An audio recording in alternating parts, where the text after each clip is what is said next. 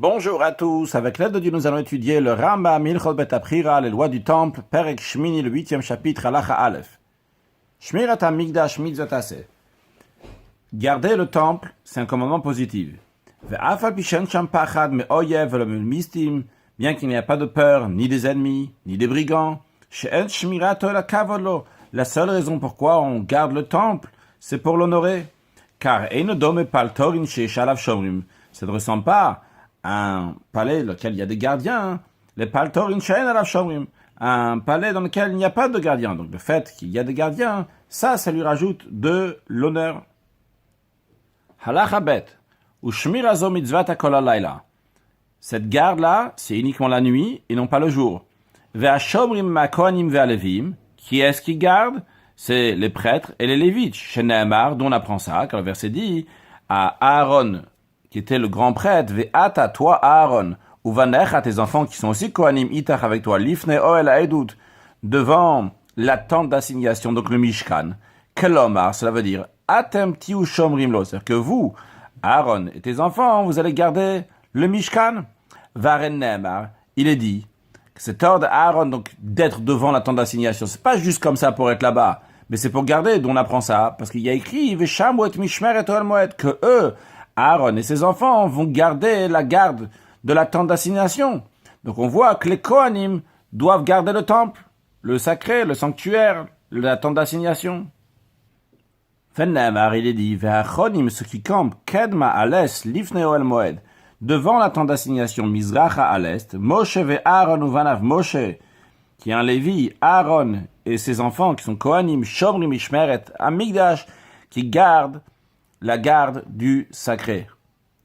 Lorsque les Juifs étaient dans le désert, on peut voir ici, il y a le Mishkan au centre, là il y a Moshe, Aaron et ses enfants, donc les Lévim qui sont autour, et donc ils gardaient le Mishkan, d'où on apprend que aussi, lorsqu'on va construire le temple, là aussi il y aura la garde des Kohanim et des Lévim. Halacha Gimel, jusqu'à présent nous avons vu, c'est un commandement positif de garder le temple. Le Rambam rajoute ici, Vim bitlu shmirazo. S'ils ont manqué cette garde, Avru belotase, ils ont transgressé un commandement négatif. Shen Emar, car la Torah dit, ou shmartem et ishmeret hakodesh, vous allez garder la garde du sacré. Ou le shon shmira, vu que la Torah, elle a donné cet ordre, mais avec l'expression de shmira, de garder, eh bien, Zaraï, ça constitue un avertissement. Donc c'est un interdit de la Torah. C'est maintenant pas seulement un commandement positif, c'est un commandement négatif si on ne le fait pas. Hala malata, donc tu apprends de cela, chez Shmirato mitzvata, c'est que si on le garde, on a fait le commandement positif. Par contre, au bitul Shmirato, si on a manqué cette garde, belota, c'est un commandement négatif. Halacha dalet. Mitzvat Shmirato, en quoi constitue donc la mitzvah de garder le temple? Chez Yua Kohanim Shomrim Bifnim, que les Kohanim vont garder à l'intérieur. Donc ils vont être dans des maisons, comme on va voir dans la suite. Ve'alevi mibachutz, et les Lévites vont être à l'extérieur, donc pas dans la maison. Ve'arba ve'esrim eda, et 24 groupes de 10 personnes. Eda, c'est 10 personnes, donc il y avait 24 endroits, dans lesquels ces 24 endroits-là, il y avait 10 personnes. Shomrim oto, qui le gardait, bechol laila, chaque nuit, tamid, constamment. Barba ve'esrim makom, donc dans 24 endroits. Hakohanim bishlosha mekomot, c'était réparti 3 endroits pour les Kohanim. Ve'alevim be'echad ve'esrim makom, et les Lévim dans 21 endroits. Halachae ve'echana yushomrim, où est-ce qu'ils gardaient? Alors le Ram va commencer à expliquer d'abord où les Kohanim gardaient, parler un peu des Kohanim dans la Chavav et Zayin, et après on reviendra dans la Chachet avec les Lévim. Kohanim ayushomrim bevet avtinas ou vetanitzatz ou vetamoket. Les Kohanim gardaient dans 3 endroits, donc on va montrer comme c'est ici, après on va montrer de manière plus détaillée. Donc un endroit, donc c'était Bet Avtinas, la chambre de Avtinas, c'est l'endroit où on préparait les encens pour le temple, il l'appelait Avtinas parce que la famille qui le préparait donc était Avtinas. Puis dans le Bet Anitzuz, dans la chambre du rayon, donc en dessous il y avait le Sha'ar Anitzuz, la porte du rayon, et au-dessus donc on a un étage au-dessus qui s'appelait donc le Bet Anitzuz. Puis le troisième endroit, c'était le Bet HaMoked, la chambre de feu. Alors le Rambam nous dit qu'il y a une différence entre ces 2 endroits et le troisième, car ce soit Bet Avtinas, que ce soit Bet Anitzutz, Ayu Aliot. Donc il y avait des chambres surélevées, comme on peut le voir ici et là. Au-dessus, il y avait un petit morceau, donc c'est ces chambres surélevées.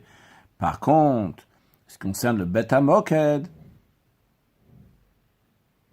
le Rambam nous dira que ça c'était donc par terre qui gardait.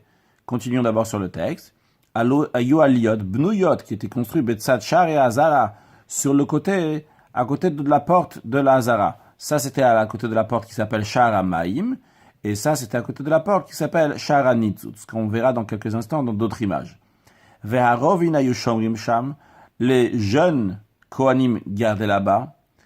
En ce qui concerne le Bet HaMoked, c'était Ba'aretz, c'était sur terre. Ve'zikne Bet Av, donc il n'y avait pas un étage surélevé ici.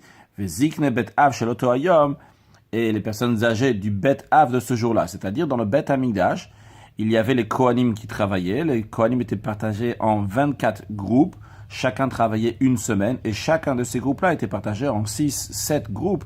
Donc pour travailler chaque jour de la semaine, le groupe qui travaille dans la semaine s'appelle le Mishmar et celui qui travaille le jour même, c'est le Bet Av qui est dans ce Mishmar-là. Donc les personnes âgées du Bet Av, donc c'est pas les jeunes, les personnes âgées de ce Bet Av, eh bien, Hayu Yeshinim Sham, ils dormaient là-bas dans le Bet HaMoked, ou Maftechot Hazara Beyadam, ils détenaient les clés de la Hazara pour pouvoir rentrer du Bet HaMoked à la Hazara. Ici, nous avons des images du Bet Avtinas, donc comme c'est à l'intérieur, là, donc là, il prépare les encens, donc au-dessus donc du Bet Avtinas. Ici, donc, on peut le voir aussi, du côté de la Hazara, donc ici, au-dessus, nous avons le Bet Avtinas. Et donc, sur le côté, nous avons donc ce qui rentre à l'extérieur, on va le voir dans l'instant aussi de l'extérieur. Donc, c'était le Shar HaMaim, la porte de l'eau. Le voilà de l'extérieur, nous avons le Shar HaMaim, et au-dessus, il y a le Bet Avtinas, où les Kohanim gardaient. Lorsqu'on rentre du côté est dans la Hazara, ce que nous voyons ici, donc ça sera sur notre gauche, c'est au sud. Comme on peut le voir aussi ici, donc ça c'est la Hazara, en dessous qu'on ne voit pas ici. Là, avant Shar Nikanor, il y a la Ezrat Nashim, donc ça c'est la Hazara. Nous avons là le Shar HaMaim, au-dessus donc il y avait le Bet Avtinas. Puis maintenant on va passer donc de l'autre côté. De l'autre côté donc on a ici le Shar HaNitzutz, la porte du Nitzutz, et au-dessus nous avons le Bet HaNitzutz où gardent les Kohanim. Ici nous avons le Shar Bet HaMoked, les portes de Bet HaMoked, donc le Bet HaMoked qu'on peut voir donc aussi ici. Et donc ici, donc ils étaient à l'intérieur, il n'y avait pas donc de toit au-dessus, il y avait pas une chambre supérieure où lesquelles les Kohanim, le troisième endroit où les Kohanim gardaient. Comme on peut le voir aussi ici, nous avons ici donc le Shar HaNitzutz et au-dessus donc la chambre supérieure les Kohanim gardaient.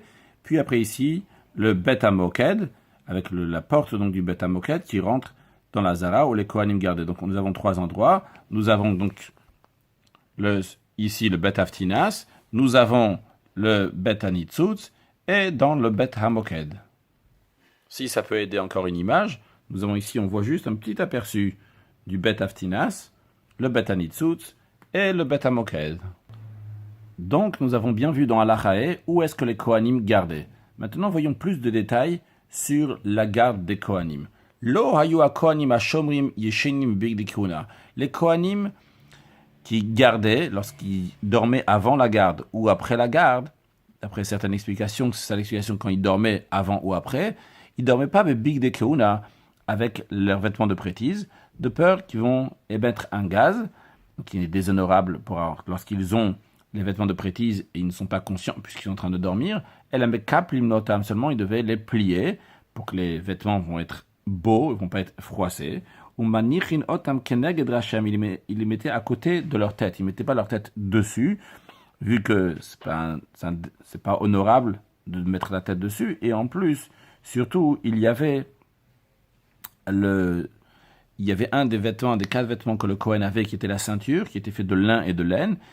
Et la laine, c'est interdit en général, à part si c'est pour le service dans le temple. Ici, c'est pas pour le service, juste pour mettre sa tête. Donc, ils ne mettaient pas en dessous de leur tête leurs vêtements. Ils mettaient sur le côté. Ils mettaient leurs propres vêtements. Et ils dormaient, ils somnolaient par terre, comme ce que font tous les gardiens d'une cour royale. Ils ne dorment pas sur des lits. Maintenant, Halacha Zayin. Erakeri le echad mehem. Si un des Kohanim donc, est gardé dans un des trois endroits, ils ont une pollution nocturne. Donc maintenant, le problème, c'est qu'il est interdit. Il est impur, pardon. Et s'il est impur, donc il est interdit d'être dans le Harabayit, dans le mont du Temple. Qu'est-ce qu'il fait? Il va dans un souterrain qui est sous la terre. C'est-à-dire, dans le Bet HaMoked, il y avait 4 loges. Comme on peut le voir ici, du haut du Bet HaMoked, comme on voit ici, donc les 4 loges, et la loge par laquelle on descendait pour aller se tremper dans le migvé. Maintenant, est-ce que le Kohen a-t-il le droit d'aller là-bas? La réponse, elle est oui. Pourquoi? Car les souterrains, que leur ouverture, leur porte est ouverte au mont du Temple, l'onid kachu, ils n'ont pas été sanctifiés avec la sainteté du mont du Temple. Et donc, c'est la raison pour laquelle que lui, il va tout de suite aller par là-bas, pour pas rester dans le mont du Temple dans un état d'impureté. Il peut aller directement dans ce souterrain-là. Une fois qu'il est là-bas, Vetovel, il va se tremper, s'immerger dans le bain rituel, dans le mikvé. Après, il revient, il compte passer la nuit jusqu'à la fin de la nuit avec ses frères, les autres Kohanim qui sont là-bas, dans le Bet HaMoked. Jusqu'à qu'on va ouvrir les portes le matin. À ce moment-là, il part.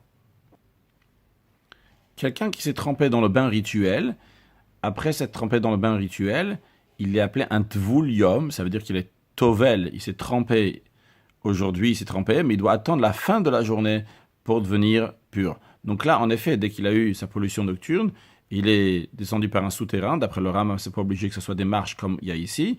En tous les cas, il allait donc dans la pièce qui était en dessous et il allait se tremper dans le mikvé. Après, il remontait avec ses frères, les Kohanim. D'ailleurs, on voit ici le feu dans le Bet HaMoked, en dessous du Bet HaMoked, justement. Donc, il y avait toujours du feu, comme il y a écrit, c'est un Medoura du Bet HaMoked, donc le feu qu'il y avait dans le Bet HaMoked.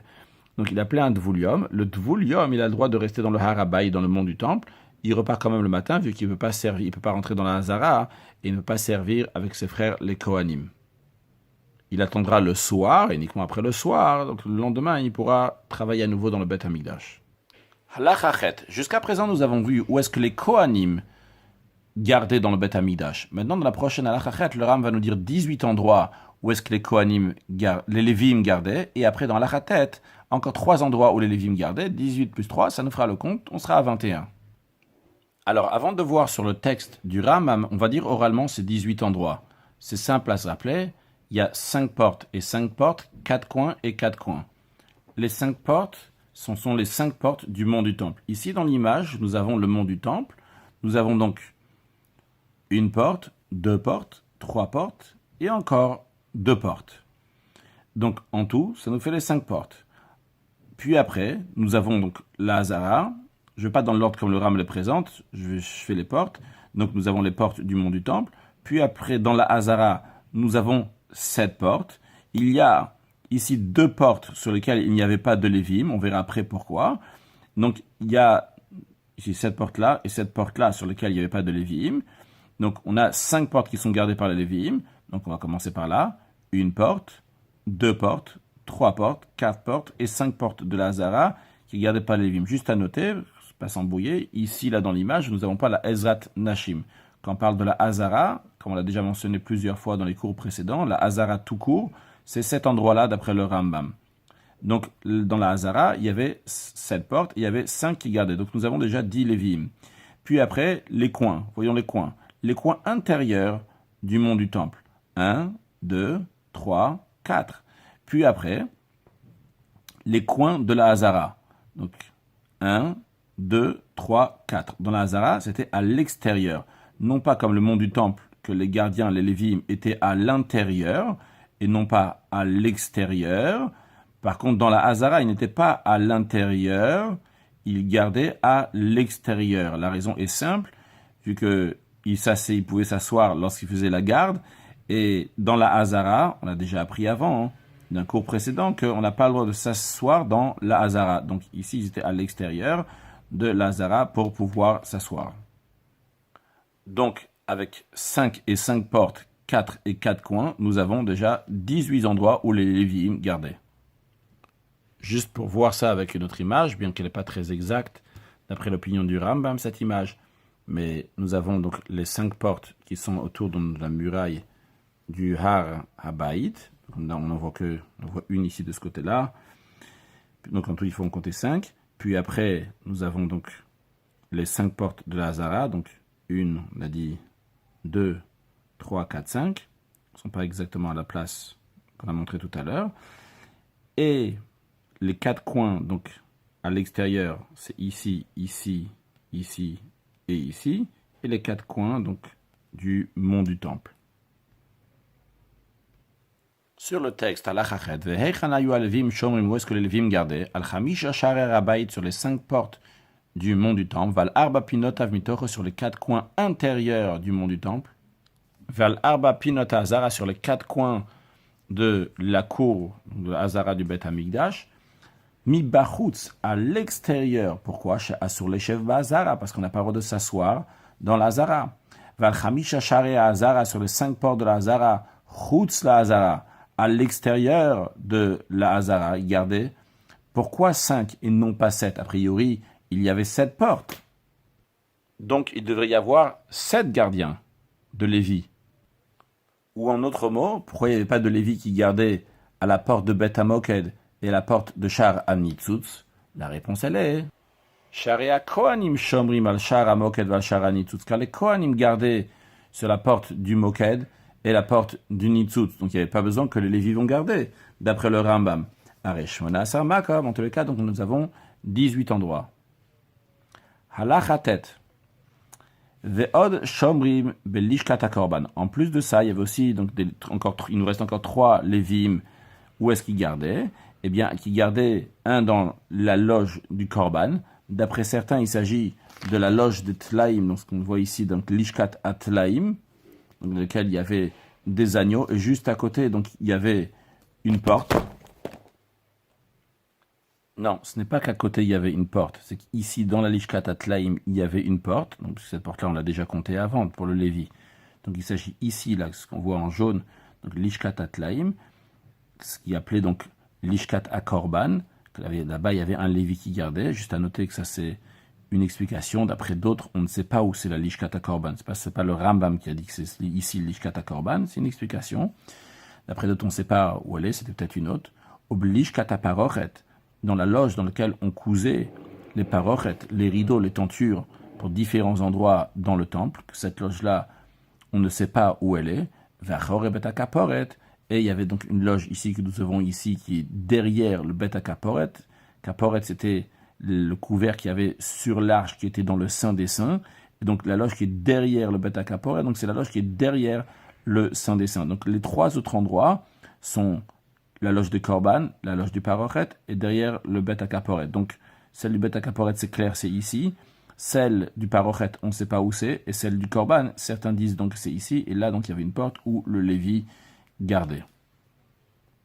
Halach Hayud, ou ma minimum echad, on met un préposé al kol hamishmarot sur toutes les équipes de garde, kol hamishmarot hashomrim sur toutes les équipes de garde, v'ish harabayit hayanika. Cette personne-là s'appelait l'intendant du mont du temple, vayamechaz al kol mishmar ou mishmar, et il inspectait chaque garde, kol halayla pendant toute la nuit, vavukot dolkot lefanav. Il avait des torches de feu allumées devant lui. Et toute garde qui ne se lève pas lorsqu'il le voit, Omer, et dit Isharabayit, homme de la maison du temple, intendant de la maison du temple, du mont du temple, Shalom Alecha, du mont de la maison, Isharabayit, Shalom Alecha, paix à toi, salut à toi, Nikasho Yashen, on comprend ça qui dormait. Eh bien, Chovto Bemaklo, il frappait de son bâton, de la lanière qu'il y a sur le bâton.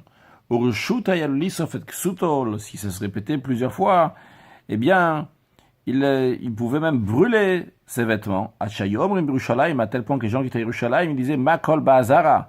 Quel est le bruit, les voix qu'on entend dans la Hazara? Ils croyaient que ça venait de la Hazara, ils ne savaient pas que ça venait du Harabaï, du mont du temple. Il y avait personne qui gardait dans la Hazara. Mais ils demandaient donc, c'est quoi ce bruit dans la Hazara? Et les autres leur répondaient, Kol ben Levi Nilke, c'est la voix d'un Lévi qui reçoit des coups. Begad Avnisrafim, ses vêtements sont en train de brûler. Chez Yashen Mishmaro, car il dormait au moment de sa garde. Halacha Yudalef, Bashachar au matin, Kodem Shia Lamud Shachar, peu avant l'aube, Samuchlo, Yavo Amemune Shel Migdash, vient l'intendant, le responsable du Migdash, donc celui qui est responsable donc de faire le tirage au sort. Bon, après, on fait un tirage au sort pour savoir qui va faire quoi. Ve'yidpok, et il frappe sur la porte du Bet HaMoked. Sur cette porte où les Kohanim dormaient, l'intérieur du Bet HaMoked où les Kohanim dormaient d'après une illustration, ou celle-ci pour une autre illustration. D'ailleurs, on voit donc ici, il est en train de rentrer donc de l'extérieur. Justement, le Memoune, là, il lui ouvre les portes. Ceux qui sont à l'intérieur, ils sont en train de lui ouvrir les portes. Là, on voit les marches. Donc, ceux qui descendent pour aller au Mivé, au bain rituel. De l'extérieur, ça donne que le Memoune, le responsable, donc il toque sur cette porte-là et ceux qui sont à l'intérieur vont lui ouvrir. Donc, Ve'yidpok, il toque sur la porte à la Kohanim chez Bet HaMoked, pour les Kohanim qui sont à l'intérieur du Bet HaMoked. Ve'mpotrim le lui ouvre. Natal tamafter, donc il prend la clé de l'endroit qui se trouve dans le Bet HaMoked. Ou patach et ashar akatan sheben Bet HaMoked ben Hazara, il ouvre la petite porte qui est entre le Bet HaMoked et la Hazara. Donc ici nous avons la Hazara, ici nous avons le Bet HaMoked, et donc il va ouvrir donc la porte, il va passer donc de là à là, entre le Bet HaMoked et la Hazara. Venichnesu acharav kohanim, et derrière lui rentrent les Kohanim qui sont dans le Bet HaMoked, ceux qui sont déjà partis, ils sont déjà immergés dans le Mingvé, ceux qui sont déjà vêtus avec les vêtements de prêtise, ils rentraient derrière le Memoune, où j'étais à vous deux torches de feu dans leurs mains, ils se partageaient en deux groupes. Donc ils sont en train de sortir d'ici, ils se partagent en deux groupes. Katachat, il y a un groupe, Olechet la Mizar, qui va du côté est. Vekat Olechet le Marav, et un groupe donc, qui va au Marav à l'ouest. Vayu Botkim veolchim et Kol Hazara.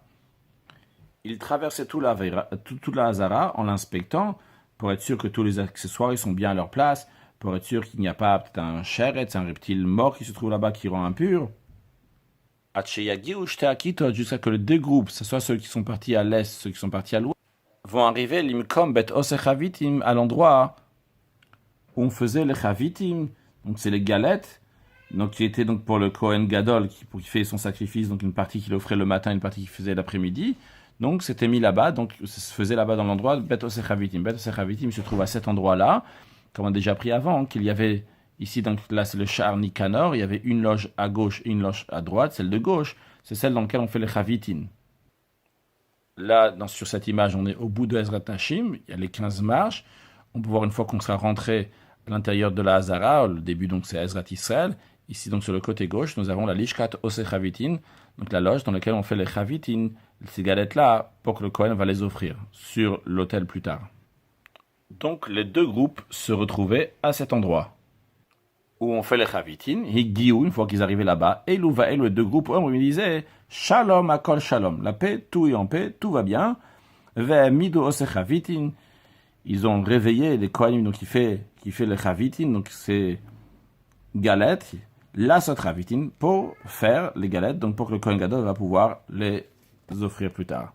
Le Rambam conclut à l'Achayudbet qu'à Seder Azeh, dans cette ordre, cette manière de procéder, que Osim Bechol Laila qu'on fait chaque nuit, qu'on fait chaque nuit, donc c'est-à-dire à la fin de la nuit, un peu avant l'aube, donc toujours à chaque fois, donc ils faisaient tous ces détails qu'on a vus, Chutz Milei les Shabbat, à l'exception de la nuit de Shabbat, c'est-à-dire vendredi soir, samedi matin, She'en Biyad Amor, il y avait une petite différence, qu'ils n'avaient pas dans leurs mains des torches. Pourquoi ? Parce que c'est Shabbat, donc on ne va pas prendre ces torches-là de peur qu'ils vont les allumer ou bien les éteindre. Et la botte qui nous Shabbat, comment ils examinaient la Hazara avec des bougies qui étaient déjà allumées là-bas la veille de Shabbat. Brich Rachamada de Sayan, béni soit Dieu qui nous a aidés à finir les Hilchot Bet Aprira, les lois de la maison du Bet Hamikdash. C'est essentiel qu'on a le troisième Bet Hamikdash, le Meira Beyamenu. Conclure avec un approfondissement sur ce huitième chapitre et un sujet de Chassidut. Au début du Hilchot Bet Aprira, le Rambam nous dit qu'il faut le garder pour honorer cet endroit-là. Il nous dit qu'il faut le garder la nuit. Pourquoi il ne faut pas le garder le jour aussi ? C'est pour l'honneur, il faut le garder la nuit et le jour aussi. Le Rabbi explique que cette garde-là, qu'est-ce qu'on dit c'est pour l'honneur, c'est-à-dire de ne pas avoir l'esprit ailleurs que le Bet Hamikdash. Il faut toujours penser au Bet Hamikdash. Donc ici, c'est qu'on doit penser à la grandeur d'Akadosh Baruch Hu constamment. qu'il y a des gens qui sont autour. Alors ça, c'est quelque chose de très important qu'il doit y avoir constamment, le jour et la nuit. Mais en effet, c'est le jour et la nuit. Parce que le jour, les Kohanim, ils servaient dans le Beth Amikdash constamment. Et donc, depuis le matin, ils commençaient à travailler dans le Beth Amikdash. Et quand ils font les sacrifices, ils doivent avoir une kavana, une intention. Et c'est sûr, donc, les Kohanim, quand ils sont en train de travailler, il n'y a pas le hesech hadat, il n'y a pas un manque d'attention ici. Par contre, dans la nuit, dans laquelle, maintenant, on ne travaille plus dans le Beth Amikdash, là, il y a la mitzvah de Shmirat Amikdash, de Beth Amikdash, pour pas qu'il y ait de hesech hadat, pour pas qu'on va, l'esprit, on va pas être concentré sur le Beth Amikdash. Un sujet de Chassidut sur un autre point, la fin, la dernière halakha, le Ram, il nous parle donc du Shabbat, comment se comporte le Shabbat. La raison dans le sens profond, c'est pour nous dire que la perfection du Beth Amikdash va être dans le jour de Shabbat. Qu'est-ce que c'est le jour de Shabbat? Qui représente le 7e millénaire dans les temps futurs, le Yom Shekul Shabbat. Quelqu'un pourrait se tromper et penser que vu que la perfection va être dans le 3e temple, alors ce qu'on fait aujourd'hui, Chas v'Shalom, c'est pas très important. Eh bien, le Ram te dit non, au contraire, la nuit de Shabbat, c'est une fois que ça arrive déjà Shabbat, il n'y a plus de torche ici. Avec quoi on va examiner? Avec les bougies qu'on a allumées la veille de Shabbat. C'est-à-dire que quand ça arrive le 7e millénaire, lorsque ça arrive déjà la venue de Mashiach, maintenant, les bougies ici, la torche ici, il n'y a plus de torche. D'où on prend la force quand Mashiach va venir? D'où on prend la lumière, la Kdusha lorsque Mashiach va venir? De ce que nous sommes en train de faire aujourd'hui, des bougies qui ont été allumées la veille de Shabbat, c'est-à-dire aujourd'hui, pendant l'exil. Donc en effet, il y a un grand dévoilement lorsque Mashiach va venir, mais tout ça dépend de nos actions aujourd'hui. Et quand on réalise ça, eh bien ça nous donne une motivation, pas juste un coup de pouce, mais plus que ça, un grand éveil, que le juif va tout faire pour que Dieu va venir résider dans notre sanctuaire personnel de chacun, qui amènera le 3e temps, avec la Geoula, Mitid Vashlema, avec la venue de Mashiach now. Excellente journée.